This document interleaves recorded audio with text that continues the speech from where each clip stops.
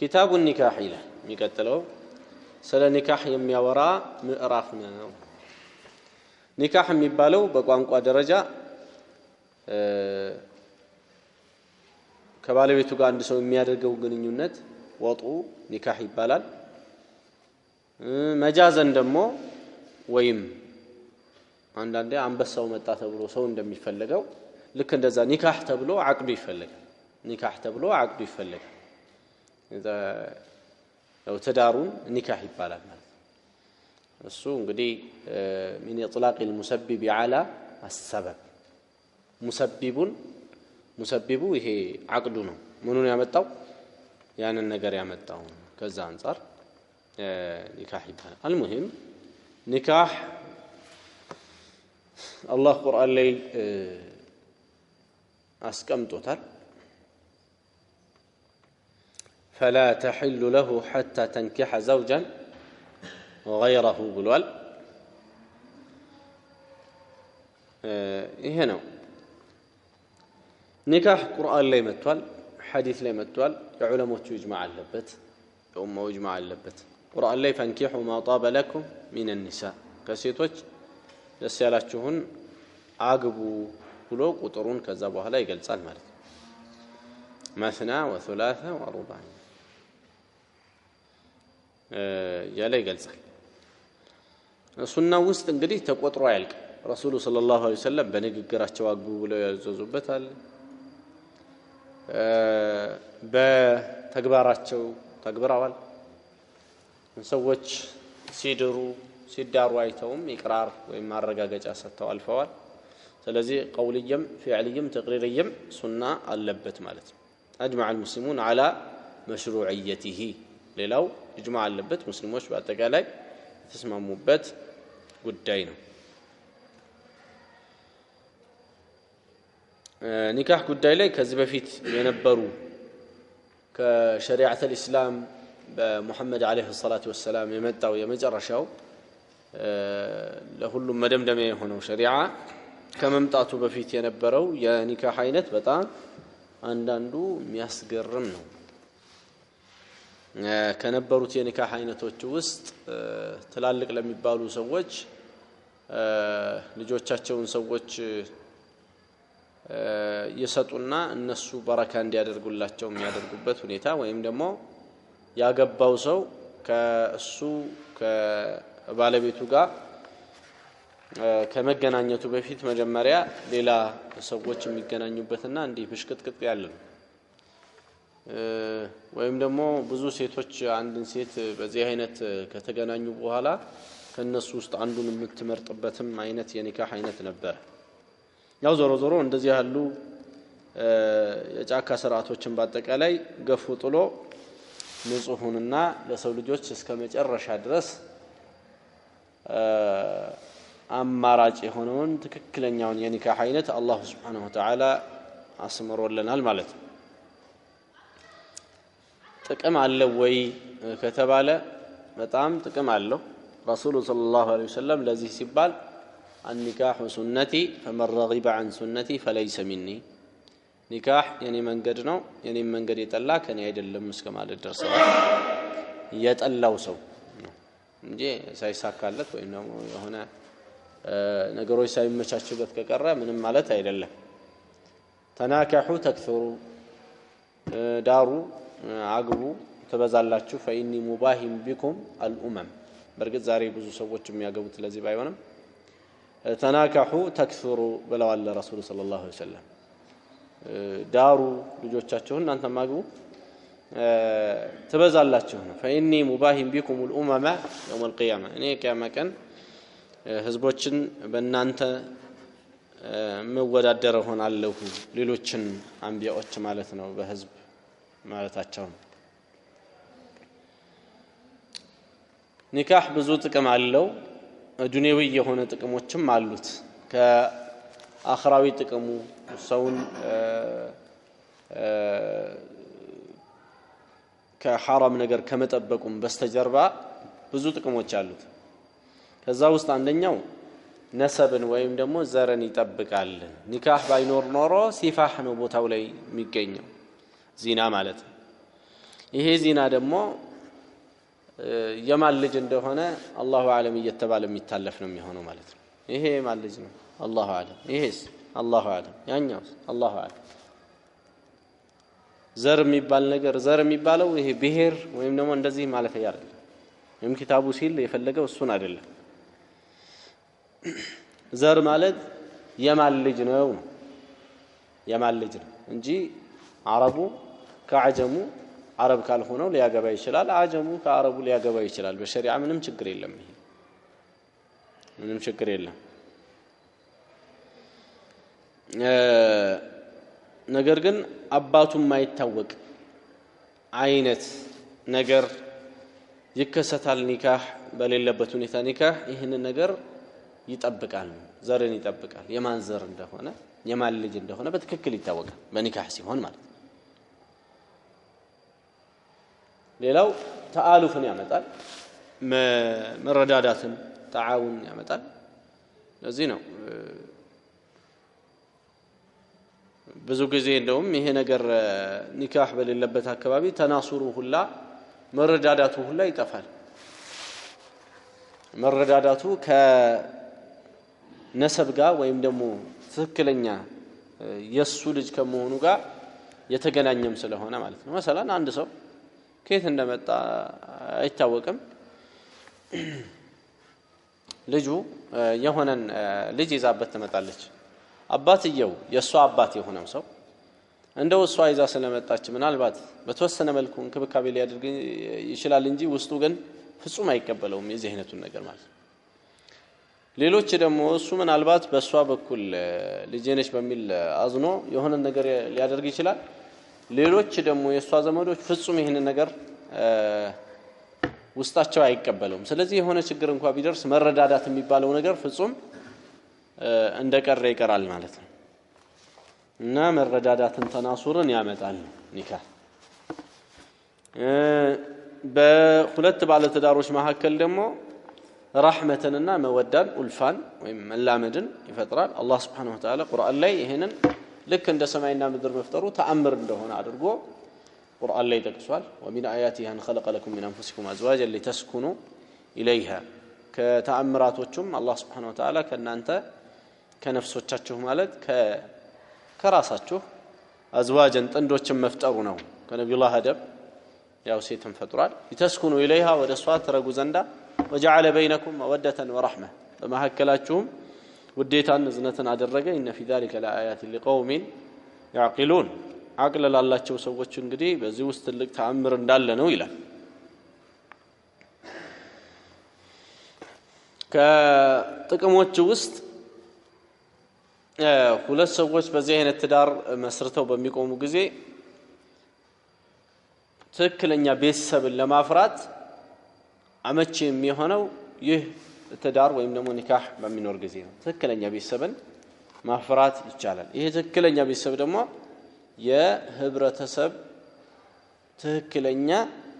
ግንባታ ይሆናል ማለት ነው። የህብረተሰቡ ትክክለኛ ግንባታ ጥሩ ቤተሰብ መኖሩ ነውና ይሄንን ይፈጥራል። ብዙ ጥቅሞች በኒካህ ውስጥ አሉ። አንዳንዶቹ አካላዊ ናቸው፣ አንዳንዶቹ መንፈሳዊ ናቸው፣ አንዳንዶቹ የዲን ናቸው፣ አንዳንዶቹ የዱንያ ናቸው። ጥቅማቸው የተለያየ ቢሆኑ ብዙ ጥቅሞች በኒካህ ውስጥ ይገኛሉ። ከዛ ውስጥ አንድ ሰው ከውስጡ መፍሰስ ያለበት ዘር ፈሳሽ መፍሰስም እንዲኖርበት ያደርጋል። ያ ነገር ምናልባትም ውስጡ ተከማችቶ ከተቀመጠ በሽታ ሊሆን የሚችል እንደሆነ ይገልጻሉ ዑለሞቹ ማለት ነው።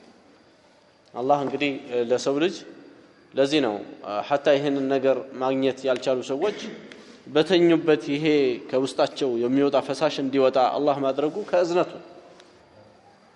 የአላህ እዝነት ሰፊ ነው። አላህ አዛኝ ከመሆኑ ነው የልጆች አእምሮ ደካማ እንዲሆን ያደረገው እንጂ ልጆች ገና ልጅ እንደሆኑ ገና በዛው በጨቅላ እድሜያቸው አእምሯቸው በጣም ብዙ ነገር ማሰብ ቢቻል ወይም ቢችል ለኛ አደጋ ነበር። مثلا አንድ ትልቅ ሰው ሽንቱን እዚህ ጋር ቢሸናና ትንሽ ደግሞ አንድ ልጅ መጥቶ ቢሸና ትንሹ ልጅ እኛ ስለመሰብሰባችን መስኪት ስለመሆኑ ይሄ ነገር ምንም በቃ ረስቶታል። የሚያውቀው ነገር የለም። ይሄ በመሆኑ ምንም አይነት ሞራላዊ ጉዳት አይከሰትበትም። ትልቅ ሰው ቢሆን ሁለተኛ መስጊድ ከመጣ ነው ይሄ ሁለተኛ መስጊድ ከመጣ ነው እንኳን አይደለም እዚህ ይቅርና የትኛውን ቦታ ሙስሊም የሆነ ሰው ምናልባት የዛን ቀን አይቶኝ ይሆናል እንዴ ብሎ ሊሸማቀቅ ይችላል። ሌላ ሰው እንኳን ሲያየው ማለት ነው። አልሙሂም አላህ እያንዳንዱን ነገር ሲያደርግ በእያንዳንዱ ነገር ውስጥ ብዙ ጥበቦች አሉት። ለዛ ነው የልጆች ጥርስ አበቃቀል ከጊዜ በኋላ እንዲሆን አላህ ያደረገው እንጂ ለዛ ነው ጥርሳቸው እየበረታና እየወጣ በሄደ ቁጥር እናታቸውን የመጉዳት አቅማቸው ይሄ እንግዲህ የአላህ ጥበብ ነው። መጀመሪያ እንደዛ ሆኖ ቢሆንስ አዛብ ነበረ ማለት ነው። አልሙሂም አላህ Subhanahu Wa Ta'ala ይሄንንም ልክ እንደዚሁ የሰው ልጅ ውስጥ ያለውን ይሄንን ተፈጥሮ በዚህ አይነት መንገድ እንዲወጣ አደረገ። በሌላ አይነት መንገድም ሰውየው ካላገባ እንዲወጣ ያደርገዋል። አላህ በተኛበት ይወጣል። ሰውየው ወዶ ላይ ሆን ይችላል ይወጣው። ነገር ግን የወጣው ለምንድን ነው? የሰውየውን ህይወት ወይም ደግሞ የሰውየውን ጤንነት አላህ እንዳይጎዳበት መንገድ ስላደረገው ነው ይሄንን ማለት ነው። ይሄ ብዙ ጥቅሞች አሉ። ለዚህ ነው አንዳንድ ሰዎች ሐኪም ቤት ሄደው ችግራቸውን በሚገልጹ ጊዜ እንዲያገቡ ይመከራሉ። አላገባህም አግባ ተብለው ይመከራሉ። ለአንዳንድ በሽታዎች እስከ ምንድነው ማለት ነው እንደ መድኃኒት ጭምርት ነው ማለት ነው። ለምን የበሽታው መንስኤ ይሄው ሊሆን ስለሚችል ማለት ነው። ዞሮ ዞሮ ኒካህ በውስጡ ብዙ ነገር አለ። ወደ እንትኑ نغبا حديث لا الحديث السابع والتسعون بعد المئتين عن عبد الله بن مسعود رضي الله عنه قال قال رسول الله صلى الله عليه وسلم يا الله مكتني عليه الصلاة والسلام قالوا إلى عبد الله بن مسعود يا معشر الشباب ان انت يوطاتو جماعه وجهوي معشر مالت طائفه مالت جماعه وجه مالت الشباب ان انت يوطاتو جماعه وجهوي من استطاع منكم الباءه كان انت وسط باء የሚችል ሰው አሉ باء ማለት ጣጣ ማለት ነው በመሰረቱ باء የሚችል ሰው ፈል يتزوج ياغبا فانه اغض للبصر ማግባቱ አይኑን የበለጠ ሰበር እንዲያደርግ ያደርጋዋል ብሎ አይቀላውጥም ነው ወዲያ አይልም። واحصن للفرج ለብልቱም እንደዚሁ ኢህሳን እንዲኖረው ፈሳድ ነው ጥብቅ እንዲሆን ያደርጋዋል ይላል። فمن لم يستطع ያልቻለ ሰው فعليه بالصوم በጾም አደራውን አሉ የአላህ መልእክተኛ አለይሂ ሰላቱ ወሰለም فانه له وجاء እሱ ለሱ وجاء ነው ማለት ከልوجاء እንደማለት እንደ وجاء ነው። ይሄ وجاء ማለት በመሰረቱ የወንድ ዘር ቦታ የሆነውን ማኮላሸት ነው። وجاء ማለት ማኮል ለሱ ኩልሽት ነው ብሎ ሲለዚህ ላይ ተፈለገው مضعف لشهوة الجماع شهوة الجماع ያዳክመለታል ማለት ነው እንጂማ ከዚህ ወስዶ አንድ ሰው አሃነካ ዘሪ መቁረጥ ይችላልው እንዴ ብሎ ቢጠይቅ በሸሪዓ ይተከለከላል። እሱን እንመጣበታለን ራሱ ሐዲስ ላይ መጥቶ በዚህ ሐዲስ ውስጥ ረሱሉ ሰለላሁ ዐለይሂ ወሰለም ያናገሩ ሸባቡን ነው ያ ማዕሸር الشباب ለምንድነው ያ ማዕሸር الشباب ያሉት? በጊዜው ተሰብስበው የነበሩት ወጣቶች በመሆናቸው አንደኛ። ሌላው ደግሞ ካሁን በኋላም ቢሆን በየትኛውም ጊዜ በጣም በዚህ ጉዳይ ላይ ከፍተኛው ችግር የሚገኘው ወጣቶች ላይ መሆኑ የታወቀ ስለሆነ ነው። ሌላውስ የለበትም እንደ ከተባለ ሻህዋ ያጣማን ያለው ሁሉም አለ ሁሉም ጋር አለ። ነገር ግን ሻህዋ የሚበስበት ወቅት አለና ይሄንን ባስ የሚልበትን ወቅት ለመخصص ተፈልጎ ነው። من استطاع منكم الباءة كملوا سننسى باء ጣጣ ምንድነው ሲሉ እዚህ ላይ ተወሰነ ነገር አለ። ግን ባአ ወይም ጣጣ የሚባለው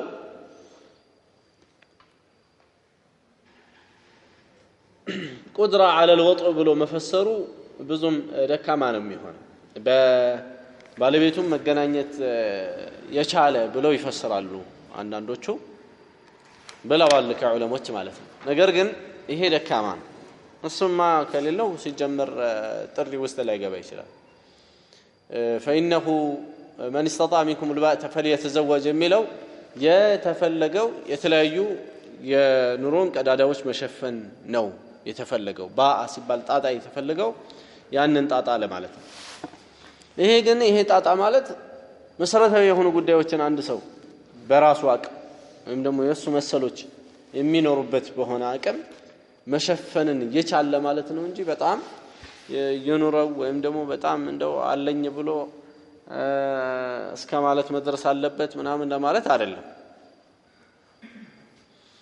ለጊዜው መንቀሳቀሻ ካለው የግድ አደጋ ቢፈጠር ደግሞ ብሎ ኢንሹራንስ ማስቀመጥ የለበትም ሰውየው ማለት ነው እንደዚህ የሚባል የለም ከሰለፎቹ ከሷሃቦቹ እንደዚህ የሚባል የለም ለጊዜው መንቀሳቀሻ መኖሪያ ካለው አላህ በረካ ያድርግለታል መቀጠል ያለበት ማለት ነው ለዛ ነው ቁርአኑ ላይ يكون فقراء ደሆች ቢሆኑ يغنيهم الله من فضله الله سبحانه وتعالى ከፈضሉ ሀብትን ይሰጣቸዋልና ይጠናከሩ ነው አግብቶ ደግሞ የደህያ አላየንም والله اعلم ምን ያቻላል አግብቶ ደህያ የሚባል ሰው አይቻላልም በነበረው ላይ ሰውየው ዝም ብሎ ሊሄድ ይችላል በነበረው ላይ አንዳንዱ ደግሞ የተሻለ ኑሮ ያገኛል የተሻለ አብዛኛው ሰው የተሻለ ኑሮ ላይ ነው ካገባ በኋላ የተሻለ ኑሮ ላይ ነው የሚሆነው እንጂ ወደታች መሄድ የለም ይሄ እንደዚህ የሚታይ እውነታ ነው ኢላ አዕመል በሲራ ሊክድ የሚችለው ልቡ የታወረ ሰው ነው እንጂ ፍጹም የሚካደም አይደለም በመሰረቱ ሰዎች አግብተው ምን ብለው ከገጠር ሲመጡ ራሱ የሚመጡት ምንድነው እስቲ የቀን ውሎዬን እንኳን ወይም ደግሞ የልጆቼን ምናምን ልሸፍን በሚል ነው የሚሆነው ግን እንግስቃሴ ሲያደርጉ የመሳሰለ የቀን ውሏቸውን ሳይሆን ያመት ነገራቸውን ሁላ ያስቀመጡና ምናምን ነው የሚሄዱት ማለት ነው የዚህ አይነቱ ሰው ሊሆን ይችላል ምናልባት ምን የሚለው አረተው የባለፈው የመጣበትን የድሮ ረስቶ ማለት ነው ምን ይላል ለዚህ ሲያስፈራራ ሰውን አረተው ይቅርብህ ልጁንም ሲጠየቅ ምን አለውና እሱ እኮ ምንም የለውም እሱ ሲያገባ ይሄ እንግዲህ ኋላን አለማስታወስ የአላህን ኒዕማ መርሳት ነው ይሄ ጥፋት ነው ዞሮ እንደዚህ አይደረግም من استطاع منكم الباءة فليتزوج زي ላይ ቢነገር እንደው ትልቅ ታሪክ የሚሆነው የሰዒድ ابن المسيب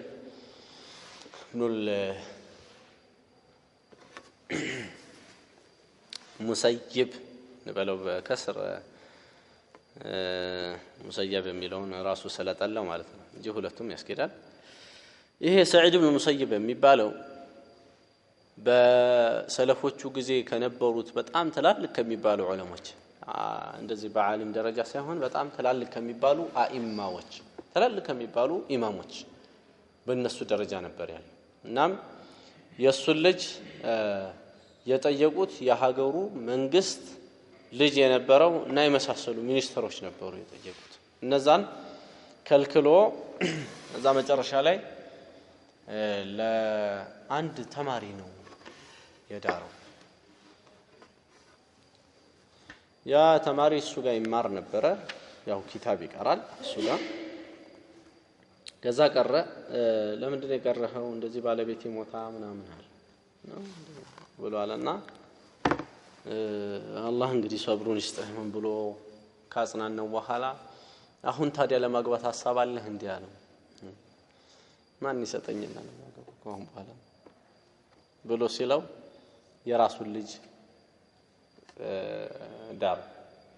እዛው ሰው ጠራና ራሱን ልጅ ድሮት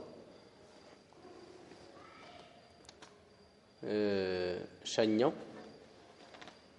በጣም ትንሽ በመተባል የማህር ገንዘብ 2 ዲናር ይመስለኛል ከራሳው 2 ብር ማለት በዚህ አይነት ያክል ዳረውና ሸኘው ከዛ ጾመኛ ነበር እሱ ለማፍጠር እዛ ወንደላጤ ልክ የሚያፈጥርበት አለ አይደል ዝም ብሎ ደረቅ ነገር እሱን ይዞ ቤት ክው ይያለ ቤቱ ይንኳኳል ማን ነው ሰዒድ ነኝ ይላል ሰዒድ ዱንያ ላይ ያሉ እኔ ማቃቸው ሰዒዶች በአጠቃላይ አእምሮ ላይ መጡ ሰዒድ ኢብኑ ሙሰይብ ሲቀር ይላል ለምን ሰዒድ ኢብኑ ሙሰይብ የሚታወቁት ከመስጊዱና ከቤታቸው መካከል ነው 40 ዓመት ተክቢረቱል ኢህራም አመልጦት የማያውቅ ሰው ይባላሉ አልኢማም ሰዒድ ማለት አንድ ዓሊም እኮ አይደለም ኢማም ነው ኢማሙ ሻፊዒ እንደዛ አክል ደረጃ አለ እዛ ስከፍት ጉዳየዋል አምጥተው ወረወሩብኝ ጨረቃ የመሰለች ልጅ ናት አለ ለኔም አትገባ ልጅ አምጥተው ወረወሩብኝ አለ ጨነቀኛል አልሙሂም እኔ ጠዋት ላንተ ድሬህ ነበር ባለቤትህን ይዤ ቤት አልቀመጥም ብዬ ነው አምጥቼ ሰጠው አሉት በዚህ አይነት እንትን ካሉ በኋላ ልጅቱን ከሰጡ በኋላ እሱ የተወሰነ ጊዜ አሳልፎ ለቅራ ብሎ ኪታብ ይዞ ሲሄድ ወዴት ነው አለችው አይ እዛ አባትሽ ጋር ቅራአት አለኝ አለ ሰዒድ ላይ ቀራለሁ ሲል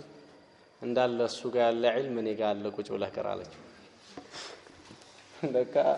የመጨረሻ ዓሊም ነች ልጅቷ እንዳለ አባቷ ጋር ያለ ዒልም እሷ ጋር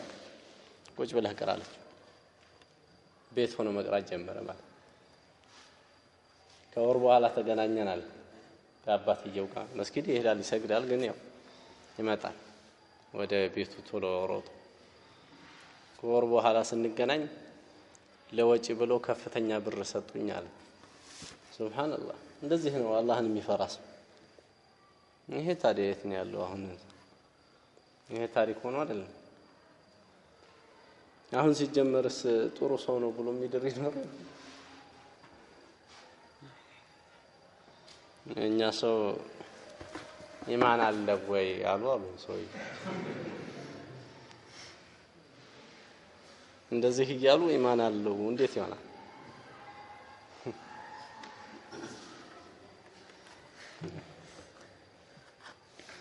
فإنه أغض للبصر حديث لاي من استطاع منكم الباءة فليتزوج باء የሚችል ሰው ያግባ ስለዚህ ለወጣቶች መጀመሪያ የተቀመጠው ወይም ደግሞ ለየትኛውም ሰው መጀመሪያ የተቀመጠው ምንድነው ማለት ነው ዘዋጅ ነው ማለት ነው ትዳር ነው መጀመሪያ ረሱል ሰለላሁ ዐለይሂ ወሰለም ያስቀመጡት فإنه غض للبصر وأحصن للفرج ብለዋል የበለጠ ሰውየውን ጠንቃቃ ያደርገዋል ማለት ነው አይኑንም የበለጠ ሰበር እንዲያደርግ ያግዘዋል አላህን የሚፈራ ሆኖ ችግር ላይ ሊወድቅ ይችላል ያው ባለማግባቱ የበለጠ አላህ እንዲፈራ ይረዳዋል ومن لم يستطع ያልቻለ ሰው فعليه بالصوم በጾም አደራውን ብለው ረሱል ሰለላሁ ዐለይሂ ወሰለም እዚህ ላይ ሌላ ሶስተኛና አራተኛ ምርጫ አለመኖሩን ያሳያል በዚህ በጾሙና በማግባት መካከል ሆነው የሚሄዱ ሰዎች አሉ ገብቶናል አላገቡም ከዛ በኋላ ወይ አልጾም ምርጫቸው ወይ ማግባት አይደለም ወይ ደግሞ መጾም አይደለም በዚህ መካከል የሆኑ ሰዎች አሉ الذين ابتغوا بين ذلك سبيلا በዚህ መካከል መንገድ ያዙ እነዚህ አያስኬዳቸው ረሱል ሰለላሁ ዐለይሂ ወሰለም فمن لم يستطع ያልቻለ ሰው ብለዋል ወዲያው فعليه بالصوم አደራውን በጾም ነው በቃ ይጾም فإنه له وجاء نلوا ማንኛውም يضعف الشهوة ጾም በትክክል ከተጾመ ሻህዋን ያዳክማል ለምን ሻህዋ የሚመጣው ከምግብ ነው ምግቡን አንድ ሰው ካሳነሰ የሸይጣን መረማመጃ የሆኑት የሱ ደም ስሮቹ ይጠባሉ ሐዲስ ላይ እንደመጣው ሸይጣን يجري من ابن ادم مجرى الدم ደም እንደሚሽከረከረው በደም ስሮች ይሽከረከራል ሲጾም ደም ስሮቹ ይጠባሉ በዚህም ሰዓት ሸይጣን እሱን እንደፈለገ ማሽከርከር አይችልም ለዚህ ነው شيخ الإسلام ابن تيمية رحمه الله ومن لا مال له هل يستحب له أن يقترض ويتزوج ገንዘብ የሌለው ሰው ተበድሮ ማግባትስ ይሄ في مذهب الإمام أحمد وغيره خلاف له وقد قال الله تعالى وليستعفف الذين لا يجدون نكاحا حتى يغنيهم الله من فضله الله ግን ያስቀመጠው እነዛ ኒካህ የሚያደርጉበትን የማያገኙ ራሳቸውን እየጠበቁ ይቆዩ አላህ ከፈضሉ እስከሚሰጣቸው ድረስ ይላል እንግዲህ ኒካህ የሚያደርግበትን ያክል አንድ ሰው ካጣ ይህንን ቢያደርግ ነው ተመራጩ ቁርአኑ ላይ አላህ እንደገለጸው أنس بن مالك رضي الله عنه كأنس بن مالك اللهم الكم سرتنا أن نفر من أصحاب النبي صلى الله عليه وسلم كنبي صلى الله عليه وسلم صحابه ውስጥ የተወሰኑ ጀማዓዎች ነፈር የሚባለው በመሰረቱ ከ10 በታች ያለ የጀማዓ ቁጥር ነፈር ይባላል سألوا أزواج النبي صلى الله عليه وسلم عن عمله في السر يا نبينا عليه الصلاة والسلام ባለቤቶች በሚስጥር ምንድነው የሚሰሩት መልእክተኛው ብለው ጠየቁ فقال بعضهم كذا እንግዲህ ተነገራቸው ማለት ነው ሲነገራቸው አንዱ አለ ምን لا اتزوج النساء ሴቶችን አላገባም በቃ አላገባም قال بعضهم አንዱ ደግሞ አለ لا اكل اللحم ስጋ አልበላም ሌላኛው ደግሞ لا انام على ፍራሽ ላይ ንጣፍ ላይ አልተኛም እንዲሁ መሬቱ ይበቃኛል እሱም ሲበዛብኝ ነው እያለ እንግዲህ አለ ማለት ይሄንን እንግዲህ አቋም የወሰዱ ከየት ነው ነብዩ ሰለላሁ ዐለይሂ ወሰለም ዒባዳ ላይ ካላቸው ጥንካሬ ሲያዩት አላህ ምሮላቸው ያ ሁሉ ዒባዳ ካደረጉ እኔ እንደዚህ በተለያየ ነገር ተንደላልቄ አግብቼ ምናምን ብሎ አለና አንዱ አላገባም ማለት ራሱ ላይ ማግባትን حرام አደረገ ማለት አንዱ ደግሞ እኔ ስጋ አልበላም አንዱ فبلغ النبي صلى الله عليه وسلم ذلك ይሄ ነገር ረሱሉና አለይሂ ሰላቱ ወሰለም ደረሳቸው فحمد الله واثنى عليه አላህን አመሰገኑ አላህ ላይ ያወደሱ وقال ከዛም አሉ ይላል ما بال اقوام قالوا كذا وكذا እንዲህ ያሉ ሰዎች ምን መሆናቸው ነው አሉ ولكني اصلي وانام ما بال اقوام ምን መሆናቸው ነው ምን ማለታቸው ነው እንዲህ የሚሉ ሰዎች ማለታቸው ረሱሉ ሰለላሁ ዐለይሂ ወሰለም ምን ተናግረውታል እኮ እሳቸው አላገባም ስጋ አልበላም ፍራሽ ላይ አልተኛም የመሳሰለ እንደዚህ የሚሉ ሰዎች ምን ማለታቸው ነው እንዲህ የሚሉ ሰዎች አሉ እንግዲህ አንድ ሰው በአካባቢው ላይ በሀገሩ ላይ የሆነ ሸሪዓን የሚخالፍ የሆነ ንግግር ከተናገረ ስሙ አይጠቀስ እንጂ እንዲህ የሚሉ እንዲህ የሚያረጉ ተብሎ መባሉ ምንም ነውር የለውም ይሄ ረሱሉ ሰለላሁ ዐለይሂ ወሰለም ሲያደርጉት የነበረን ስለዚህ አስተማሪ የሆነው ሰው መስጊድ ላይ ወይም ደግሞ የተለያዩ ቦታዎች ላይ እንዲህ ማድረግ ተገቢ አይደለም እንዲህ የሚያደርጉ ሰዎች ትክክል አይደሉም ብሎ መግለጽ ይሄ ትክክለኛ አቋም ነው ولكني اصلي وانام እሱ ግን የዛሬ ሰው እንኳን አይደለም እንደዛ ሊባል እሱን የሚነካ መስሎ ከታየው ቁርአንና ሐዲስን ራሱ ዘሎ ቁርአንም ላይ ከመጣ ዘሎ ላይ ያነበው ነው የሚሞክረው ይሄ ማለት የመጨረሻ ወደ ቀሳውስቱ አካሄድ መሄድ ማለት ዘለለውና ወደሚባለው እስከመሄድ ውስጣችንን ፍላጎት ብቻ እንዲያረካልን የምንፈልግበት ደረጃ ድረስ ነው እየተደረሰ ያለው ይሄ ሁሉ እንግዲህ አግባብ የሌለው አካሄድ ነው አልሙሂም ولكني اصلي وانام ነገር ግን እኔ አሉ اصلي እሰግዳለሁ وانام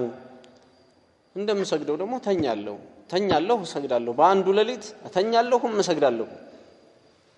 እና እንቅልፍን እኔ حرام አላደረኩም በራሴ ላይ واصوم وافطر አንዳንዴ ጾማለሁ አንዳንድ ቀን ደግሞ በልቼ እውላለሁ አፍጥሬ እውላለሁ ሁሉ ቀን አመቱን ሙሉ ምጾም አይደለም واتزوج النساء ሴቶችንም አገባለሁ ያው አግብተዋል ረሱሉ ሰለላሁ ዐለይሂ ወሰለም فمن رغب عن سنتي كسنه يطلع فليس مني ከኔ አይደለም ብለው ረሱሉ ሰለላሁ ዐለይሂ ወሰለም አሉ ከዚህ ሐዲስ ባጭሩ ሊያዝ የሚችለው ቁም ነገር ኒካህን ዒባዳ አስመስሎ አንድ ሰው ኒካህን መተውን ዒባዳ አስመስሎ በዚህ አይነት የሚተው ከሆነ ቢድዓ ነው እየሰራ ያለው ኒካህን መተዌ ወይም አለማግባቴ ምንድነው ብሎ አስቦ ከሆነ ዒባዳ ነው ወደ አላህ ያቀርበኛል ብሎ የሚያስብ ከሆነ ቢድዓ ነው ረሱሉ ሰለላሁ ዐለይሂ ወሰለም እነዚህ ሰዎች ላይ ስላወገዙት ማለት ነው ይሄንን ተግባር። ሌላው ሸሪዓ ምን ያክል ገር መሆኑን ነው የምናየው ማለት ነው። ለምን ነብዩ ሰለላሁ ዐለይሂ ወሰለም የሰሩትን የእሳቸውን ሀዲይ ሰናይ ወሰጥያን ወይም ደግሞ ሚዛናዊነት የሚባለውን ነገር ነው ያለው። በአንድ ነገር ላይ ብቻ የተጠመጠሙበትና ሌላውን ነገር የዘነጉበት ሁኔታ የለም። ትዳር አለ ሸሪዓ ውስጥ ምን አለ? ከትዳር ጋር እንደዚሁ ዒባዳ መስራት አለ ማለት። ትዳር አለ፣ ትምህርት አለ፣ ዒልም አለ። ትምህርትም ብሎ ትዳርም መተው የለም፣ ትዳርም ብሎ ትምህርት መተው የለም። የመሳሰሉ እንደዚህ ያሉ እኛ ይጣላሉ ብለን የምናስባቸውን ነገሮች አስተሳስሮ በአንድነት ይዞ የሚሄድ ነው። ኸይር በረካ ያለው ረሱሉን አለይሂ ሰላቱ ወሰላም በመከተል ውስጥ ነው የሚለውን ሌላ ቁም ነገር እናገኛለን። ኸይር የሚገኘው እኛ ኸይር መስሎ በታየን ጉዳይ አይደለም። አንዳንድ ሰዎች የሚያስቡት ምንድነው? በቃ እነሱ መሸቃ እና ነፍሳቸውን ሲያስቸግሩ ማለት ነው። እኔ እኮ ለአላህ ብዬ አይደል እንደ ገንዘቤን ያወጣሁት፣ እኔ ለአላህ ብዬ አይደል እየተሰቃየሁ ያለሁት። እኮ እየተሰቃየህ ነው፣ ግን ለአላህ ብለህም ቢሆን መንገዱ ላይ ካልሆነ መስዋዕትነቱ የተከፈለው ዋጋ የለውም። ረሱሉ ሰለላሁ ዐለይሂ ወሰለም እነዚህ ሰዎች በዚህ አይነት ለአላህ ብለው ነው እንግዲህ አላገባም ያለውም እኮ ደብሮት አይደለም፣ ለአላህ ብሎ ያኛውም ደግሞ እንደዚህ ፍራሽ ላይ ምናምን አልተኛም ያለው ለአላህ ብሎ ነው። ያኛውም እንደዚሁ ስጋ አልበላም ያለው ስጋ አስጠልቶት አይደለም፣ ወይም ደግሞ እንደዚህ ያመጣብሃል ተብሎ አይደለም፣ ለአላህ ብሎ ነው። ነገር ግን ለአላህ ብሎ ምን ሆነ? የነብዩን መንገድ ለቀቅ አይደለም። ምን አሏቸው? من رغب عن سنتي መጨረሻ ላይ ከሱነቴ የጠላ የኔን መስመር ያልያዘ فليس مني ከኔ አይደለም እስከዚህ ማለት ተደረሰ ማለት። ስለዚህ ኢኽላስ ብቻ አይበቃም ማለት ለአንድ ነገር ኢኽላስ ብቻ ለአላህ ብሎ መስራቱ ብቻ ሳይሆን መንገዱንም ረሱሉ ሰርተውታል ወይስ አልሰሩትም የሚለው ይሄ ጥያቄ መመለስ መቻል አለበት። ረሱሉን አለይሂ ሰላቱ ወሰላም ከመከተል ጋርና ኢኽላስ ከመኖር ጋር ሁለቱን መልሶች የተመለሱበትን ትክክለኛ ስራ ትንሽም ቢሆን መስራት ይሻላል። ኢኽላስና ሙታበዓ የሌለውን ረሱሉ አለይሂ ሰላቱ ወሰላም ያልሰሩትን ብዙ ከመስራት ረሱሉ ያልሰሩትን ቢድዓ የሆነ ነገር ወይ ደግሞ ለአላህ ተብሎ ያልሆነ ዝም ብሎ ግሳንግስ ማለት ነው፣ ለሰው እንዲያይለት ሰው እንዲሰማለት የመሳሰሉ እነዚህ ኢኽላስ የሌላቸው ስራዎችን ከመስራት ለአላህ ብሎ ጥቂትን ወይም ትንሽን መስራት ይሻላል። ሌላው የዱንያ መላذ الحياة المباحة ከዙህድ አያውጡ። የትክክለኛ ህይወት ላይ ያሉ ጣፋጭ ነገሮችን አንድ ሰው ቢካፈል ይሄ እኮ የአኺራ ሰው አይደለም አያስብልም። ረሱሉ ሰለላሁ ዐለይሂ ወሰለም አግብተዋል፣ ስጋ በልተዋል የመሳሰሉ። ስለዚህ አንድ ሰው ዛሂድ ነው እንዲባል ማግባት የለበትም፣ ዛሂድ ነው እንዲባል መልበስ የለበትም፣ ዛሂድ ነው እንዲባል ይሄን ማድረግ የለበትም የሚለው አስተሳሰብ ከየት የመጣ ነው? ከሱፊዮች የመጣ መጥፎ አስተሳሰብ ነው። ይሄ ከጊዜ በኋላ ነው የመጣው። ይሄ ሱፊያዎች ናቸው ይሄንን ይዘው የመጡት። ሰውየው ዛሂድ እንዲባል ምን ያደርጋል? መሰለን በሀገራችንም አንዳንድ ቦታ ላይ እንዳለ ዛሂድ አይደለም በመሰረቱ የዚህ አይነት ሰው። ዛሂድ ማለት በመሰረቱ ከምንም በላይ ዙህድ ሊያደርጉ ችላ ሊሉት ሊርቁት የሚገባ ሽርክ ነው። መጀመሪያ ሽርክና መራቅ ያለባቸው እነዚህ ሰዎች። ሲቀጥል የሰውን ሐቅ መብላት፣ ሰውን መመቃኘት። አንዳንዶቹ ዛሂድ ነኝ ይላል፣ ሲህር ይሰራል። ሲህር መስራትና ዝህድና ምኑ ጋር ያገናኙታል? ሰዎች አላህ የሰጣቸውን ኒዕማ ጠልቶ ሲህር እየሰራባቸው ዛሂድ ነው እሱ። ስለዚህ መጀመሪያ ዝህድና ምንድነው? አላህ ሐራም ያደረገውን ነገር ዛሂድ መሆን ነው። ወለድ አለመብላት ትልቅ ዝህድና ነው። አንድ ሰው የተለያዩ የሆኑ ነገሮች ላይ ይንቀሳቀሳል። መሰለን ንግድ ላይ ይንቀሳቀሳል፣ ወለድ አይበላም፣ ትልቅ ዛሂድ ነው ይሄ ሰው። የሆነ ጥምጣም ጠምጥሞ ራሱን ስላላካበደ እኛ ችላ ማለት የለብንም። ይሄ ትልቅ ዝህድና ነው። ሰው እንደዚህ በሾቀበት ጊዜ ማለት ነው፣ ሪባ እንደዚህ በቀለለበት ጊዜ ታግሶ ከዛ ማለፍ ከቻለ አንድ ሰው ትልቅ ነገር ነው። የሰዎችን ሐቅ የማይጋፋ ከሆነ የኔ ይበቃኛል ብሎ በራሱ የሚብቃቃ ከሆነ ከሰዎች የማይጠብቅ ከሆነ ሰዎች ላይ ምቀኝነት ውስጡን ክፋት የሚባልን ነገር ማጥራት ከቻለ ይሄ ትልቅ ዝህድና ነው المهم حياة المباحة ملاذ الحياة المباحة የተፈቀዱ የሆኑ የህይወት ጣፋጭ ነገሮችን መጋራት ከዝህድናና ከዒባዳ ውጭ አያደርግም ሰውን ማለት ነው እንደዚህ ብሎ ማሰብም ትክክል አይደለም እከሌ ስለለበሰ እሱ ዝህድና አለው ብለሃል እሱ እኮ የሚለብሰው ልብስ ጥሩ ልብስ ነው ዛሂር አይደለም እሱ እንደዚህ አይባልም የሰውየው ዝህድና የሚወሰነው በልብሱ እንደዚህ በተለያየ በሆነ በሚያደርጋቸው በሚጠቀማቸው መላዝ ሳይሆን ከሱና በመውጣቱ ነው ከሱና ወጥቶ ለምሳሌ ሸሪዓውን በማጓደል ላይ የሆነ ሲደራደር ካገኘው ሸሪዓውን በማጓደል ላይ ወይም ዲኑን ተወት ሲያደርገው የዛ ጊዜ እነተም ዝህድናውን እየለቀቀ ዒባዳውን እየለቀቀ ነው ማለት ይቻላል አማ እነዚህ ረሱል ሰለላሁ ዐለይሂ ወሰለም ሲያደርጓቸው የነበሩ ነገሮች ከሆኑ ምንም ጥፋት የለውም ሌላው እስልምና ምን አይደለም ليس رهبانيه وحرمانا ባህታዊነት አይደለም እስልምና ባህታዊነት አይደለም انما جاء الاسلام لاصلاح الدنيا والدين እስልምና የመጣው ዱንያን እና ዲንን ለማበጀትና ቅርጽ ለማስያዝ የሰው ልጆችን በዱንያውም ህይወት በዲኑም ህይወት ቅርጽ ለማስያዝ ነው እንጂ ጫካ ገብቶ ባህታዊ ለመሆን አይደለም ማለት ለዛ ነው እስልምና የማይገባበት የህይወት አጀንዳ የለም ትዳር ውስጥ ይገባል ፍቺ ላይ ይገባል የሰዎች ፍርድ ላይ ይገባል ቀضاء ላይ ለዛ ነው እኮ የተለያዩ ፍርዶች እና የፍርድ ጉዳዮች እነዚህ ወንጀል ምርመራ ምናምን የምንለው ሁላ ሰዎቹ ሐሳቡን ለማመንጨት አይችሉም መቼም የሰው ጭንቅላት ሐሳብ እያንዳንዱን ነገር አመንጭቶ አይችልም ስለዚህ ሐሳቡን ከየት ተቀዳ መጀመሪያ ከእስልምና የፍቅህ ኪታቦች ተወሰደ ሐሳቡ ከዛ በኋላ እነዚህን የፍቅህ ኪታቦች ሐሳባቸውን ከተወሰደ በኋላ ከነዚህ ሐሳብ በመነሳት የራሳቸውን ሙሉ ለሙሉ እስልምና እንዳይሆን የራሳቸውን ሰዎች በደንብ መለወጥ ያለባቸውን ሁላ ለወጡ ማለት ነው ትልቁ የእውቀት ምንጭ እስልምና ነው በዚህ የተነሳ المهم ህይወትን ሊያስተካክላት ቅርጽ ሊያስይዛት ነው እንጂ የመጣው ህይወትን በአንድ መንገድ ላይ ለቆ ራሱ የሆነ ጎጆውስ ለመወሸቅ አይደለም ይሄ ዲን የመጣው ማለት ነው ስለዚህ እዚህ ዲን ላይ ተሳታፊ የማይሆን ህብረተሰብ የለም አሁን ካፊሮቹ ጋር ስናያቸው ጭራሽ ተሳታፊ ያልሆኑ በጣም ብዙዎች እናገኛቸዋለን በዲናቸው ላይ ተሳታፊ ያልሆኑ በጣም ብዙዎች አሉ ለምን ዲኑ ተሳታፊ ያደርጋቸው በመሰረቱ ዲኑ የተወሰኑ ሰዎችን ብቻ ነው የሚመለከተው እነዛን ሰዎች ብቻ ነው የሚያናግረው አማ الاسلام ሁሉንም ነው የሚያናግረው ማለት ነው ሁሉንም ከመንግስት እስከ ታች ያለው ድረስ ይሰግዳል ማንንም አለመስገድ የሚባለውን ማንንም ቢመርጠው ከእስልምና ውጪ ነው የሚወጣው የሁሉም አቂዳ አንድ አይነት ነው የሚሆነው ሁሉም የሚተገብሩት ድርጋጌ አንድ አይነት ነው የሚሆነው መሳሰለ ማለት ነው الحديث التاسع والتسعون بعد المئة عن سعد بن أبي وقاص رضي الله عنه قال رد رسول الله صلى الله عليه وسلم على عثمان بن مظعون التبتل ولو أذن له لاختصينا بعثمان بن مظعون لا رسول صلى الله عليه وسلم تبتلا مل سبت الال تبتل مالت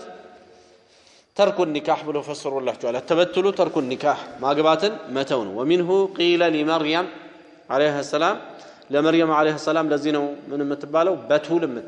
بتول مالت ያላገባች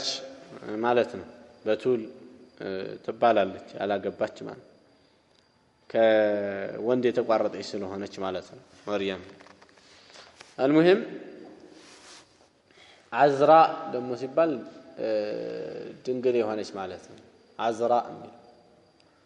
አዝራ البتول ይላል አንዳንድ ቦታ ላይ እዛ ጊዜ ድንግል የሆነች ከወንድ የራቀች ማለት ነው የሚሆነው المهم ተበቱል ማለት ተርኩ النكاح ነው ኒካህን መተው ነው ዑስማን ኢብኑ መዝዑን ተበቱልን ረሱል ሰለላሁ ዐለይሂ ወሰለም ከለከሉት በጣም በዒባዳ ላይ ኢቅባል ማድረግ ይፈልግ ነበር ይሄ ሷሃቢ ከዛ በኋላ አጠቃላይ የዱንያ ሐያትን መተው ፈለገና ይሄንን ኒካህን መተው ፈለገ ረሱል ሰለላሁ ዐለይሂ ወሰለም ከለከሉት ولو أذن له لاختصينا ይላል سعد بن أبي وقاص እንደው ለሱ ተፈቅዶ በነበረ ኖሮ ለዑስማን ኢብኑ መዝዑን ቢፈቀድ ኖሮ እኛም ራሱ የስሜት አካላችንን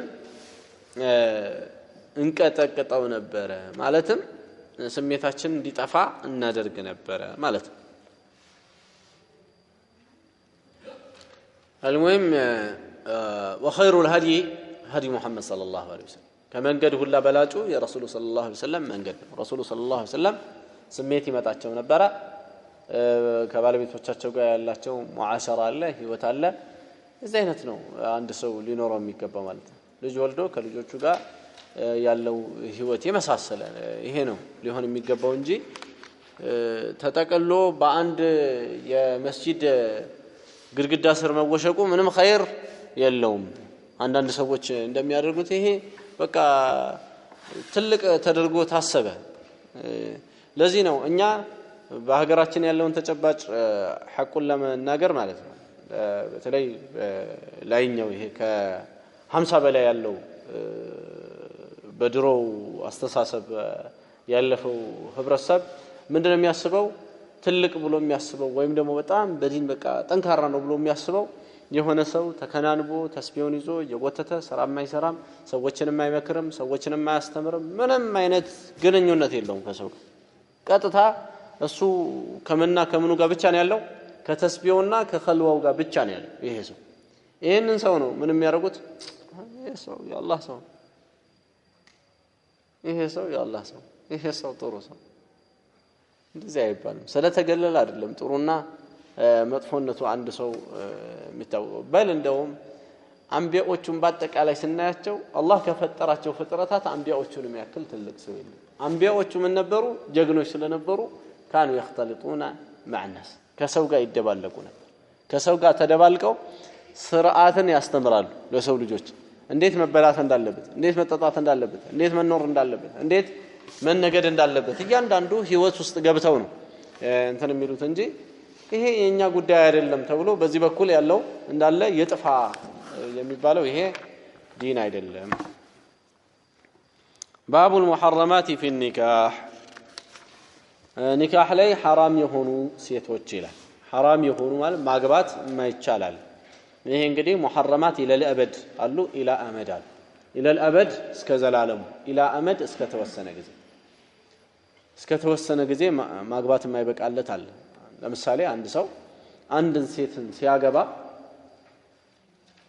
እህቷን እላዋ ላይ ማግባት አይችልም እህቷን እላዋ ላይ ማለት እቺን ካልፈታ እህቷን መደረብ አይችልም ሸሪዓ ከልክሏል ስለዚህ እቺ ሴት እስከ ድረስ ነው የምትከለከልበት እስከ መጨረሻው ሳይሆን ኢላ አመድ እስከ ጊዜ ነው እስከ ጊዜ እቺን እስከሚፈታ እቺን ካልፈታ እስከ መጨረሻው እቺ በእጁ እስካለች ድረስ እህቷ حرام ትሆንበታለች ማለት ነው ወይም እህቷን ማግባት አይችልም حرام ትሆንበታለች ማለት አጅነብይ አይደለችም ማለት አይደል የተከለከለው ሁለት እህትማማቾችን አንድ ላይ ሲሰበሰቡ ምን ይመጣል እርስ በራስ መቀናናት ይመጣል መቀናናት ሲመጣ ደግሞ የነበራቸውን ዝምድና ያጠፋሉ በሚል ነው ሸሪዓው የከለከለው እንጂ አጅነብይነት ሳይኖር ቀርቶ አይደለም አጅነብይነቱ እንዳለ ለዚህ ነው እቺን ሲፈታ እቺኛዋን ማግባት የሚችለው ለማንኛውም ኢላ አበድ የሚባለው እስከ ዘላለሙ የሚባለው እናቶቹ አንድ ሰው እናቱን የእናቱን እናት የአባቱን እናት እንደዚህ መሳሰለ እስከ መጨረሻው ቢሆን እናቶቹን ማግባት በፍጹም ኢላ አበድ እስከ ዘላለሙ የተከለከለ ወልበናት ሴት ልጆቹን እንደዚሁ ሴት ልጅን የወንድ ልጅ ሴት ልጅ የመሳሰለ እንደዚህ በናት የሚባሉ ወደታችን ቢወርዱ ያው ሴት ልጆቹ ናቸውና እነዚህ ማግባትም አይበቃለት ልክ እንደዚሁ ወላኸዋት من الابوين او من الام او من الاب የአባትና የእናት የሆነችን እህቱን ማግባት አይበቃለትም በእናት በኩል የሚገናኛት እህቱንም አይችልም በአባት በኩል የሚገናኛት እህቱንም እንደዚሁ ማግባት አይችልም ማለት ነው እህቱን በጥቅሉ በሶስቱም በኩል አይቻልም በሶስት በኩል ማለት ሸቂቅ የሆነችው በአባትም በእናት እንዲሁም ወይ የእናት ወይ የአባት ነው ማለት እንዲሁም የነዚህን የእህት ልጆቹንም እንደዚሁ ማግባት አይችልም በአባት በእናት የሚገናኛት እህት ልጇን ማግባት አይችልም ወይም በእናት በኩል የሚገናኛትን እህቱን ልጇን ማግባት አይችልም ወይ በአባት በኩል የሚገናኛትን እህቱን ልጇን ማግባት አይችልም ማለት ነው። እንዲሁ የወንድሞቹን ሴት ልጆች ማግባት አይችልም። የወንድሞቹን ሴት ልጆች ማግባት አይችልም። እንዲሁም ደግሞ አክስቶቹን ማግባት አይችልም። እንዲሁም ኻላቶቹን ማግባት አይችልም። ይሄ እንግዲህ በአማርኛው ላይ አክስት ነው የምንለው፣ ግን ይለያያሉ። የአባት እህት የሆኑት አማት ይባላሉ። እነዚህን ማግባት አይችልም። ኻላት የሚባለው ደግሞ የእናት በኩል የእናት እህቶች ናቸው። እነዚህንም ማግባት አይችልም። ከነዚህ ውጭ ያለው እንግዲህ እነዚህ 7 ናቸው። ከነዚህ ውጭ ያለው በነሰብ ወይም ደግሞ በዘር ሰውየውን ምን አይሆኑበትም? ሐራም አይሆኑበትም። ከነዚህ ውጭ ያለው ሐራም አይሆኑበትም። ስለዚህ ከነዚህ ውጭ ያሉትን ማግባት ይችላል ስንል ማን ይገባል ማለት ነው? ያ አክስቱ ልጅ ትገባለች። ያ አክስቱ ልጅ የእናቱ እህት ልጅ ማለት ነው። እቺ ማግባት ይችላል። የአባቱ እህት ልጅ እችንም እንደዚሁ ማግባት ይችላልና ከዚህ ጀምሮ ምን ይፈቀዳል ማለት ነው? ማግባት ይፈቀዳል ማለትና ግዴታ ነው ማለት ይለያያል። የአክስቱን ልጅ ማግባት ይበቃል እንጂ ግዴታ ነው ማለት አይደለም። ይበቃል። ከተመቸው እነሱ ከተዋደዱ ማግባት ሊከለከሉ አይገባም። ማንም አንዳንድ ዘሮች ላይ በሳዑዲም አለ ፈትዋ ላይ እንደዚህ አንዳንድ ብሔሮችና ጎሳዎች ምን ይላሉ? እኛ የድሮ አባቶቻችን ይሄንን ረግመዋል፣ ሐራም ብለዋል እና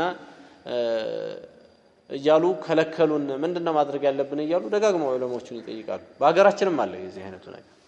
ዞሮ እንደዚህ ተረጋገመ ከዚህ በፊት ያለው አያገባውም ማለት ነው። ዝም ብሎ ከተዋደደ ማግባት ይችላል። ያጎቱን ልጅ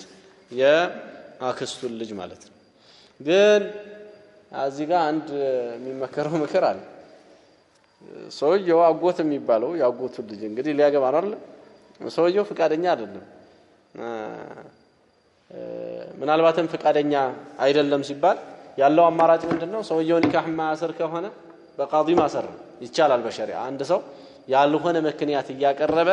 የሚከለክል ከሆነ ከሱ ላይ ዊላያ ይነሳና ወደ ላይ ያልፋል። አባት ያልሆነ ምክንያት እያቀረበ ልጆቹን እንዳያገቡ ሳንካ ሆኖ የሚያስቸግር ከሆነ ወደ ላይ ይተላለፋል። ለዚህ ነው እንደውም አንድ ሴት አንድ ዳዒ ሲናገር በጣም ብዙ እድሜ ሆናትና እንደዚህ እየከለከለ ሳዑዲ ላይ ነው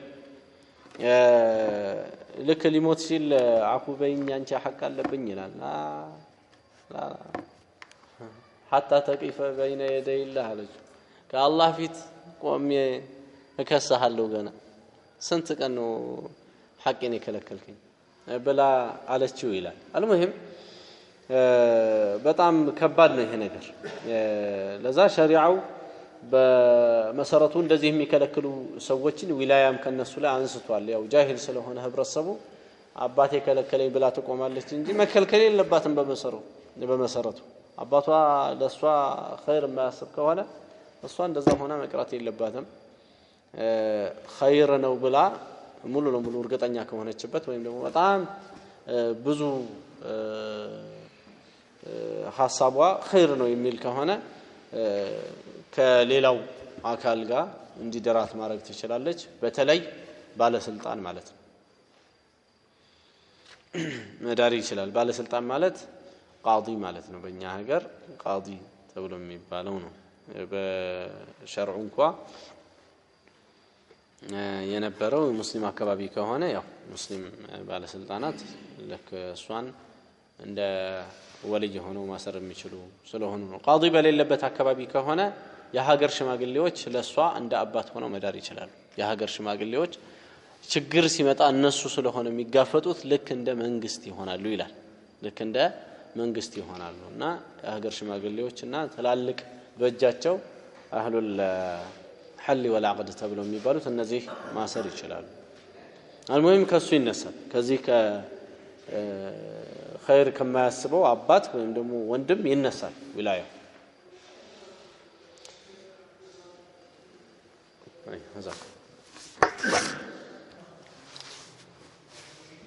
ልክ አሁን በነሰብ ወይም በስጋ 6 ሴቶች حرام ይሆናሉ ብለን እናቶች ሴት ልጆች እህቶች የእህት ልጆች የወንድም ልጆች እናም የአባት እህቶች እናም የእናት እህቶች ብለናል አማትና ኻላት ማለት እኛ አክስት እያልን የምንገልጻቸው እነዚህ 7 አካላት ማግባት እነዚህ እስከመጨረሻው ድረስ حرام የሚሆንባቸው አንድ ሰው እህቱን እናቱን የመሳሰለ የጠቀስናቸውን እስከመጨረሻው حرام ነው ልክ እንደዚህ እስከመጨረሻው حرام የሆነው በረዳ እነዚህ 7 በረዳ ወይም በጥቤት እነዚህ 7 የአንዲትን ሴት ጡት ሲጠባ የዛች ሴት ልጅ እንደሆነ ነው ሸሪዓው ላይ የሚሆነው ስለዚህ ያችን ሴት ማግባት አይችልም አሁን እሱ ጎረመሰ እንበልና እሷ የ12 ዓመት ልጅ ነበረች አጠባችሁ ዛሱ ጎረመሰ በትበልጠው 12 ዓመት ነው በኋላ ላይ ተዋደዱ ማግባት አይችልም እቺን ሴት ማግባት አይችልም ማግባት የማይችለው ለምንድን ነው የጡት እናቱ ነችና የረዳዕ እናቱ ነችና የዚህች ሴት ልጅንም ማግባት አይችልም እሷ ደግሞ እሷ የወለደችው እህቱ ሆናለችና በጡት ማለት ነው እህቱ ሆናለችና የዚህችን ሴት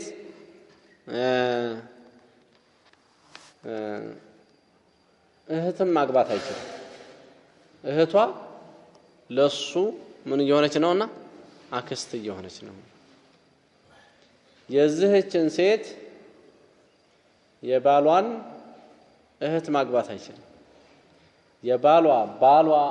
የተባለው እሱ በጠባበት ጊዜ ባሏ የነበረው ሰውዬ ባለወተቱ እሱ ነውና ይላል ሸሪዓ ባለወተቱ እሱ ነውና እሱ እንዴት ሊታይ ነው እንደ አጎት ሊታይ ነው ልክ እንደ አጎት ሊታይ ነው የሱ እህት ደግሞ ልክ እንደ አክስቱ ነው የምትሆነው ስለዚህ እሷንም ማግባት አይችልም እንዲህ እያልን እንግዲህ እንቀጥላለን ማለት ነው 7ቱም በዚህ አይነት ይመጣል ግን የሱ ወንድም የዚህችን ሴት አሁን እሱ የጠባበትን ሴት ልጇን ቢያገባ ወይም ሴትይቷን ቢያገባትም ችግር የለውም ለምን ጉዳዩ የተያዘው ከዚህ ከጠባው ልጅ ጋር ብቻ ነው እንጂ ከሱ ወንድም ጋር አይደለም ከጠባው ጋር ብቻ ነው ጉዳዩ የሚያያዘው ይሄ ነው ረዳዕ ለየት የሚያደርገው ከነሰብ እሱ የተከለከለበት ወንድምየው ግን አይከለከልም ማለት ነው እነዚህ 7ቶች እንግዲህ ቅድም የጠቀስናቸው ረዳዕም ላይ በጥቤትም ዓለም ይመጣሉ ማለት ነው አልጠባም ያ አንዱን ነው እኮ ጠባ ብለን ያለው مثلا አይ በእናቱ እኮ በእናቱ ዙሪያ አይደለም እኛ ያለነው ሌላ ሰው ጋር ጠባ ነው እያልን ያለነው ከዛ አንፃር ገብቶቻል አይደል ሌላ ደግሞ 4 በአማችነት حرام የሚሆኑ አሉ ማግባት የማይቻል ማለት በአማችነት حرام የሚሆኑ ሌላ ሙሳሃራ ይባላል ይሄ አማችነት እሱም የባለቤት ያገባት ሴት ማለት ነው የባለቤቱ እናት እነዚህ ምናልባት ባለቤቱ በትሞትም ይሁን ቢፈታት እናቷን ማግባት አይበቃም ማለት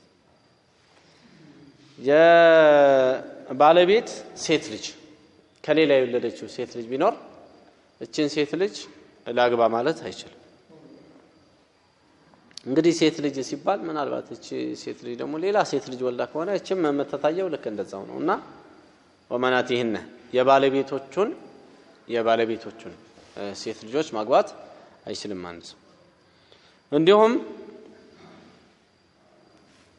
ዘውጃት الآባ ወላጅራት የአባቱን ባለቤቶች ማግባት አይችልም አባቱ እንበልና ከሱ በእድሜ የምታንስ ሴት አግብቶ ሞተ ወዲያው አባትየው ሽማግሌ ነበር ወጣት ሴት አገባ ከዛ በኋላ ሞተ ይሄ ወጣት ልጅ በእድሜ የምታንሰው ነው የምትሆነው አይደል ማግባት አይችልም ለምን የአባቱ ባለቤት ነች የአባቱን ባለቤት ማግባት አይችልም እንደዚህ አባቱ ሲባል ወደ ላይም ይወጣል ያያቱንም አይችልም እንዴ ይያለ ማለት ነው አባቱን ካልቻለ አያቱን ሌላው ወዘውጃት ለብና የልጅ ባለቤቶችንም እንደዚሁ አባት ማግባት አይችልም ልጁ ያገባትን ሴት አባትየው ልጁ ቢፈታትም ይሁን ቢሞት ማግባት አይችልም ማለት ይሄ ነው ታዲያ ረዳዕም ላይ በዚህ አይነት ይቀጥላል ረዳዕም ላይ ይሄው ይመጣል ጥቤትም ላይ እንደዚሁ አመሳስለን እንሄድበታለን ማለት ነው እነዚህ ሙሐረማት ኢለል አበድ እስከ ዘላለም حرام የሚሆኑ የሚባሉት እነዚህ ናቸው ሙሐረማት ኢለል አበድ እስከ ጊዜው የሚባሉት ደግሞ ያገባት ሴት እህት ቀደም ምሳሌ አድርጌዋለሁ ገና እንደጀመርኩ ያገባት ሴት እህት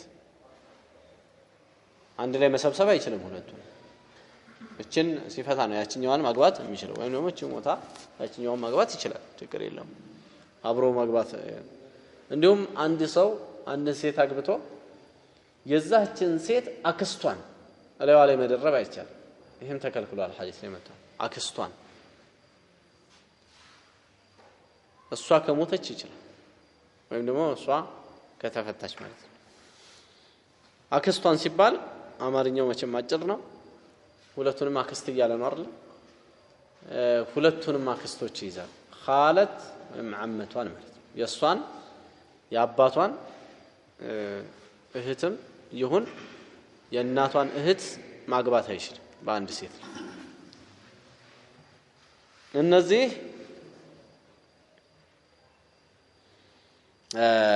ምን ይባላሉ ሙሐረማት ኢላ አመድ እስከ ጊዜው حرام ይሆኑ ሌላው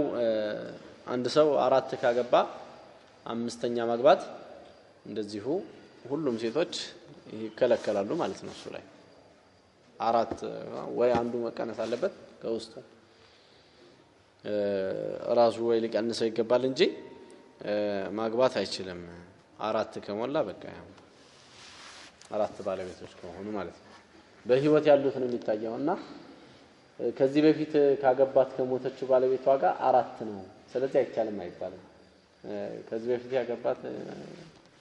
አትቆጠርም ማለት ነው በህይወት ያሉት የሚታየው ምናልባት ሹብሃ እንዳይፈጥ المهم እነዚህ ሙሐረማት ኢላ አመድና ኢላ አበድ በመባል ወደ ሁለት የሚከፈሉ ናቸው أم حبيبة بنت أبي سفيان رضي الله عنهما أنها قالت يا رسول الله أم حبيبة بنت أبي سفيان الله تمسر الله تنا سؤالك يا الله من تنيوهي انكح أختي ابنة أبي سفيان يا أبي سفيان لج انقري سواكو يا أبي سفيان لج أم حبيبة يعني نهز يا أبي سفيان لج أقبى تلالج معنم ملك تنيون عليه الصلاة والسلام فقال أو تحبين ذلك إن توجل شالو فقلت نعم أو لست لك بمخليا أنا لانتو مخليا اللهم مخليا مالت بتشين ما جنيو طالون كون كتجارني كرتاديا هتين على جرب من ديالت فأحب من شاركني فأحب بتأم مودو من شاركني في خير بخير أنين كتجارني مودو أختي هتين نو فلذي هتين أقبل جالت فقال النبي صلى الله عليه وسلم إن ذلك لا يحل لي يعني هي حلال يهون اللي نيم معلوات وحلا لمن عند سو قدم الناس سلفنا إلى أمد بلو تحريموس عند سو يهون الجنسية تقبته هتوان ما قبات الصوا يالج أي بقالت والصوا متع ويدمو الصوا تفتاك على هنا بستقر مالتنا እኛ ለትምህርቱ ብለን ነው ሙታ ተፈታ ምንለው እንጂ ምንድነው ዛሬ ገደላቸው እንዳትሉኝ قالت علج فإنا نحدث أنك تريد أن تنكح ابنة بنت أبي سلمة أبي سلمة اللي ሊያገቡ ነው የሚባል ወሬ የለም እንዴ አለቻቸው በኋላ ነካ የኔን እህት አግባ የሚባል ወሬ ተሰምቶ ቢንቱ ኡሚ ሰለማ ማለት የተፈለገው የኡሙ ሰለማ ልጅ ነው ብለዋል ኡሙ ሰለማ እንግዲህ የሷ ባለቤት የረሱሉ ባለቤት ናቸው እንግዲህ የባለቤታቸው ልጅ ሊያገቡ ነው እየተባለ ነው እየተወራ ያለው አይደል قلت نعم አዎ እንደዛው ነው አልኳቸው እንደዚህ እየተወራ ነው فقال نبي من قال إنها لو لم تكن ربيبتي في حجري ما حلت لي الصا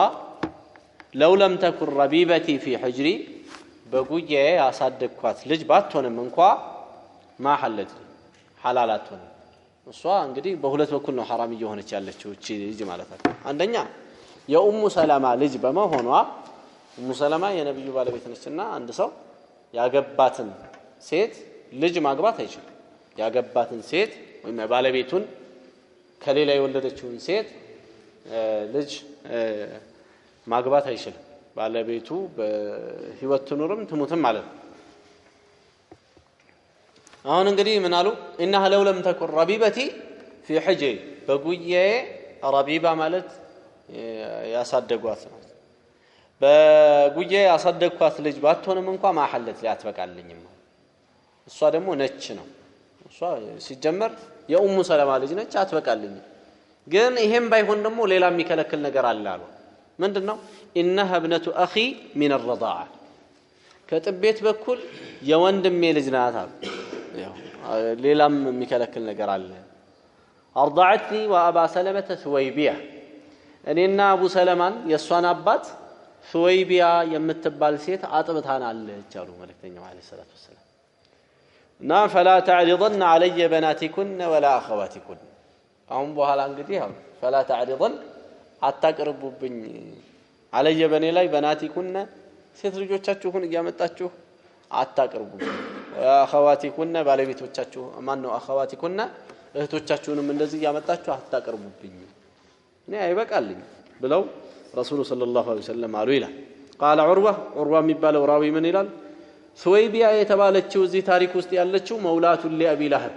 የአቢ ለህብ መውላ ነች መውላት ማለት እሱ በገንዘቡ ገዝቶ ሲያሳድራት የነበረች ባሪያና ከዛ የለቀቃት ማለት ካና አቡ ለህብ አዕተቀها አቡ ለህብ ነፃ አውጥቷት ነበር فارضعت النبي صلى الله عليه وسلم ነብዩን አለይሂ ሰላቱ ወሰለም አጥበታለች فلما مات ابو لهب ይሄ እንግዲህ ከሐዲሱ ክልል ውጪ ነው የዑርዋ ንግግር ነው አቡ ለህብ በሞተ ጊዜ رآه بعض اهله بشر حيبه አቡ ለህብን በመጥፎ ሁኔታ ቤተሰቦቹ አዩት በመናም ማለት ነው አቡ ለህብ ከሞተ በኋላ አቡ ለህብ እንግዲህ የተረገመ ሰው ለወንድሙ ልጅ የማያደርገውን ያደረገ ነው የዚህ አይነቶቹ ብዙ ናቸው በርግጥ بعض اهله بشر حيبه በመጥፎ ሁኔታ አየው ይላል አቡ ለህብ ማለት ነብዩ ሰለላሁ ዐለይሂ ወሰለም ዳዕዋ ሲያደርጉ ከኋላ እየሄደ አጎታቸው ነው እንግዲህ ሰው ቢያንስ ያጎትነቴን ብሎ እኮ ይቀንሳል ጥላቸው ቢያንስ እንደው ይሄ እኮ ልጄ ነው ብሎ የሚልበት ሁኔታ አለ እሱ ግን ከኋላ እየሄደ ከኛ ይበለጥ የሚያውቀው አለ እሱ እኮ እብድ ነው እሱ እንደዚህ ነው ይል ነበር ነብዩ አለይሂ ሰላቱ ወሰለም ማለት በኋላ ላይ እንግዲህ አላህ ትልቅ በሽታ ሰጥቶት ሰው እስከማይቀርበው ድረስ ነው ተሰቃይቶ የሞተው ይሄ አቡ ለህብ እና በሞተ ጊዜ ይላል رآه بعض اهله بشر حيبه በመጥፎ ሁኔታ ቤተሰቦቹ አዩት فقال له ከዛ በኋላ በመናም ውስጥ ተገናኝተው ነው ماذا لقيت ምን አገኘህ አለው قال ابو لهب ምን አለ لم الق بعدكم خيرا ከናንተ በኋላ እኔ ከዚህች ምድር ከተላቀቅኩኝ ማለት ነው ከዱንያ لم الق بعدكم خيرا خير አልተገጠምኩም خيرን አልተገናኘሁም غير اني سقيت في هذه غير اني أني ننجي غير ما لكن بلاكم مفسر تشلالله لكن أني نجرجن أني سقيت في هذه بزتك وتتطهن بعتاقة ثويبيان بنصاب موطاتي سبب رسول تولدوا ሲባል የዛ ጊዜ እሱ እንግዲህ የወደፊት ጠላቱን አላወቀም እና ተወለዱ ሲባል ምን አደረገ ብቻ ያው የወንድምህ ልጅ ተወለደ ሲባል በዛው ማለት ነው መልእክተኛ መሆናቸው ወደፊት ነው የመጣው እንግዲህ እሱ ገይብን ቢያቅ ኖሮ እዛ ጊዜ ነበር የሚገላቸው ግን ገይብን ስለማያቅ የወንድምህ ልጅ ተወለደ ሲባል ደስ ብሎት በጊዜው እቺን የነገረችውን ባሪያውን ነፃ አውጥቶ ነበር እናም غير اني سقيت في هذه በዚህች ተጠጣሁኝ بعتاقتي ثويبيان ነፃ በማውጣቴ ብሏል እንግዲህ ይሄ መናም ነው ይሄንን አላህ አሳይቶታል ማለት ነው ለአንዱ በዚህች ሴት ምክንያት ረሱሉን አለይሂ ሰላቱ ወሰለም አጥብታለች እቺ ሴት በማጥባቷ አላህ ምን ቀይሮለታል ማለት ነው እዛው አዛብ ውስጥ ሆኖ እቺን ጣቱን ብቻ ኸይር ነገር ያገኛል ከዚህ ጣቱ ሲጠባ ማለት ከዛ ውጭ ያለው በአጠቃላይ ያው አዛብ ጀሃነም ውስጥ ነው ያለው አላህ ይጠብቀን ነው هذا وصلى الله وسلم وبارك على نبينا محمد وعلى اله وصحبه